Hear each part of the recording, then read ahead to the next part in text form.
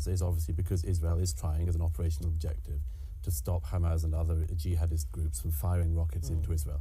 In order to do that, Israel is carrying out a very, very targeted campaign. Now, it is inevitable in that civilians are going to be killed as well.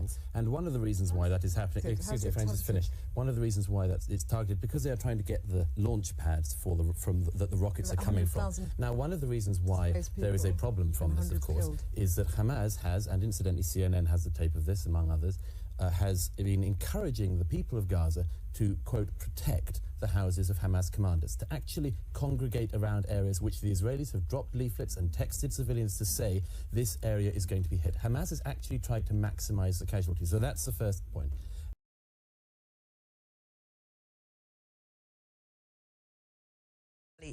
What is it that Hamas wants to achieve? I mean, what is it? I mean, Trevor Phillips says that people voted for Hamas as opposed to Fatah, to the Palestinian Authority in the West Bank. They voted for Hamas knowing that they would be much more hard line. So what is it that they want? I hope what Trevor's not saying is that by voting for Hamas, those who voted were in some way are now deserve, or the punishment, collective punishment that is now being espoused. No, that's an outrageous thing to say. Let me finish. That's an outrageous thing. It's not what I'm saying. I very Yes. much hope not. But the point is that this cycle of violence is going on and on.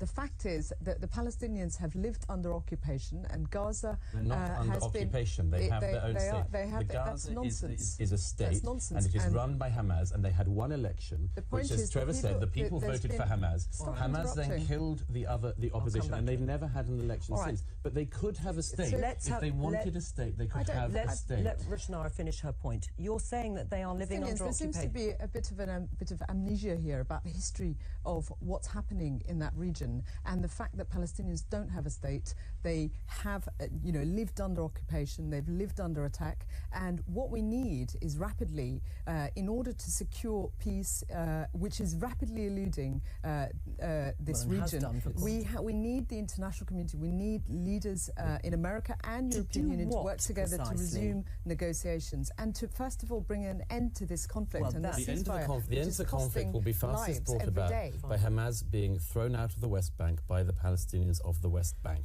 or by any other force available. We've got to remember this. The two-state solution, such as it is, and it's a dream, but it's still a possible dream if you talk about the West Bank. Do the Israelis genuinely believe in that? Yes, I think they do, with the West Bank. The thing that is a problem, and is an irreconcilable problem at the moment, is what you do with Hamas, which wants to annihilate the Jewish state and does not want peace. That is a problem. The real problem here is the agenda is now being controlled by people who don't want peace, whether it is the settlers on the West Bank, or it's Hamas. That's the problem. How do we wrest the agenda out of the hands of those groups of people who, by the way, are not states? These are gangs. Sure, and unfortunately, Gaza is run by a gang. Let's leave it. Well, that became feisty and fiery right from the beginning between Douglas Murray and Rushanara Ali, Labour MP, and Trevor, who's there from the government as well. And so we found this in the dustbins of the archives of the BBC, and that's what's on tap for you today. And we're going to get to Douglas Murray and his answer and the feisty combatants in just a few seconds. But before we do so, you're watching the Dr. Nasser Sheikh Show. I'm your host, Dr. Nasser, where I give you my political prescription from my political perspective of what happens when all these things collide. Culture, government, policies, social media, entertainment, Douglas Murray, Labour MPs, all of that, the BBC. Let's get to more of that right now. Has Israel disregarded humanitarian and international law by going into Gaza in the way they have? No, not at all. Apart from anything else, the very muted response, and indeed in many cases a very encouraging response for Israel from the international community, is, I think, testament to the fact that it is playing not just by the rules, but by the most stringent rules imaginable. The reason why the casualties exist in the Gaza is obviously because Israel is trying as an operational objective to stop Hamas and other jihadist groups from firing rockets into Israel. In order to do that, Israel is carrying out a very, very targeted campaign. Now, it is inevitable in that civilians are going to be killed as well.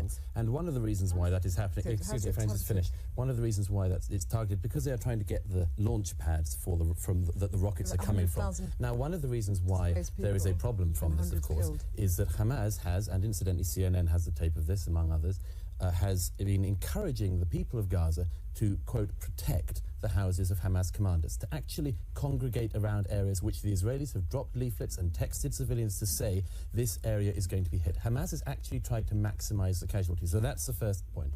As for how this is to be stopped, I think there's a very important thing that we do not, the international community does not simply perpetuate this conflict in trying to stop Israel from achieving the operational objective of stopping the rocket fire. The international, this is the third time now that this has happened. Well, and I would suggest... It's more than the third time, no, the third time there's been this exchange since 2007. Right. Okay. I mean, we'll look at the operational and what... As I said before, very interesting debate. You literally could take that debate, put it in today's news cycle, and nobody would know that you were talking about something that happened a decade and a half ago. Because this continues to go on and on and on. And as Noah rightfully said, this was allegedly now, but let's just say the election was on the up and up, and the Palestinian people decided that instead of going with the PLO or Fatah groups or other groups, they decided to go with Hamas, and they democratically elected Hamas, knowing full well who Hamas was, and that they were, borderline, maniacs, basically. They were terrorists, no doubt about it. They were a hardline group. They know what they have done in the past before. And so, not that they deserve it by any means, but elections do have consequences. Elections have consequences, no matter where they're at. And unfortunately for the people of Gaza and the Palestinians, those consequences have led to the death and destruction of many Palestinians when it really shouldn't have been. And as Noah said, the thing is always framed around the fact that Israel and then casualties. There's casualties on both sides. Yes, there's going to be more collateral damage, obvious in Gaza, just because of the predominance of the population around there. But the fact that you have to ask yourself this following question, which is, what is Israel to do, and what would you, as a state, as a nation, what would your proportional response be to somebody raining down rockets on your country, on your city? That's a question I just have to ask for anybody out there. But everybody goes back to, we have to go back to 1947. We have to go back to the United Nations was created. We got to go back 60, 70 years. No one's going back there anymore. What happened has happened. You have to deal with moving forward until Hamas decides to lay down their weapons and to basically, take the white out, go to their constitution, their charter, and take out the fact that they want the destruction of Israel and the eradication of the Jewish people. They take that out of their constitution. Folks, Israel has a right to defend itself, as would any other country. We appreciate you taking the time to watch. You've been watching the Dr. Nasser Sheikh Show. I've been your host. My name is Dr. Nasser. If you haven't done so already and you like our content, please share with us. If you don't like our content, let us know it as well.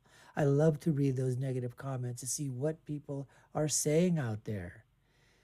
And we'll leave you with my final thought before that. Check out our video links here and there. My final thought is always, when you're right, you're right. And when you're left, you're wrong. Until next time, folks, take care and stay safe.